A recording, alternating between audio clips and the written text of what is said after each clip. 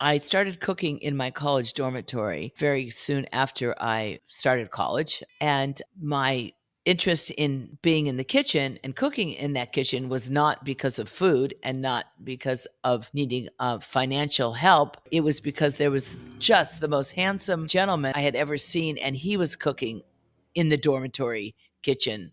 And so I told him I wanted to cook. I wanted to work in the kitchen, and how could I do that anyway? So he needed somebody and he hired me, and I started cooking, and I started cooking out of cookbooks without any thought of where this will lead, except for hopefully in a relationship with him, which it did, by the way, for a short time. But it was such a moment that it still sticks with me to this day. I don't know how many years later, 50 years later, no, more than 50 years later, of standing in that very stark kitchen, meaning just kind of stainless steel and very institutional and nothing beautiful about it, and thinking, oh, I really do like this. And I think I'm going to be a cook for a living. And that's as far as my goal was being a cook and for a living, thinking that that's what I would do and it would end there. Because back then, the world of food was not what it is today. I mean, now at the restaurant, a table will call me over and they'll say, my 7-year-old wants to meet you because she's obsessed with you and she watches all your shows.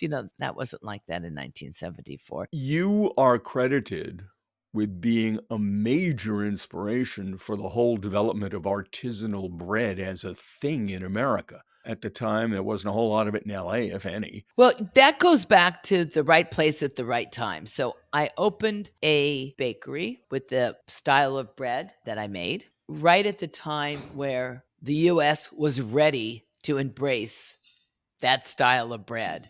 And so I got all that credit, which is great. It doesn't hurt. However, I did not invent bread, but I had the opportunity to be the pastry chef at a little restaurant that was going to be opening called Spago, with a chef that catered kind of to the stars in Los Angeles when he was at Ma Maison. But really, I didn't know him. His name was Wolfgang Puck. And it's like, should I really leave Michael's to go with Wolfgang Puck? And I really dragged my feet on that one, but I finally agreed to go. And really being there and being in the spotlight then is really what jump-started anything that became a success in my life, is that I really owe it to Spago. Why'd you take the risk? My future and then ex-husband, Mark Peel, was going to be the chef there. He tried to convince me to move, and I didn't want to do that. And so he did the next best thing, is he convinced my mother that I should go to Spago. And so she's the one that convinced me. So that's how I ended up at Spago.